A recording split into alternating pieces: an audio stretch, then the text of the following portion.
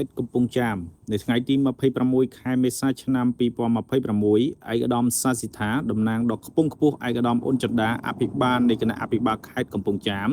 ជាប្រធានគណៈកម្មាធិការគណៈបកខេត្តកំពង់ចាមជាមួយលោកជុំសំអិនអនុប្រធានក្រុមការងារគណៈបកប្រជាជនកម្ពុជាចុះមូលដ្ឋានឃុំព្រែកតានុងតំណាងដ៏ខ្ពង់ខ្ពស់ឯកឧត្តមឡាវសុកលេងប្រធានក្រុមការងារគណៈបកប្រជាជនកម្ពុជាចុះមូលដ្ឋានស្រុកកោះស្ទឹងនិងលោកហេងហ៊ុនអនុប្រធានគណៈកម្មាធិការគណៈបកស្រុកតំណាងលោកយីវណ្ណៈប្រធានគណៈបកស្រុកបានចូលរួមជាគណៈអធិបតីក្នុងពិធីប្រកាសបញ្ចូលសមាជិកបកថ្មីរបស់គណៈបកប្រជាជនកម្ពុជាចំនួន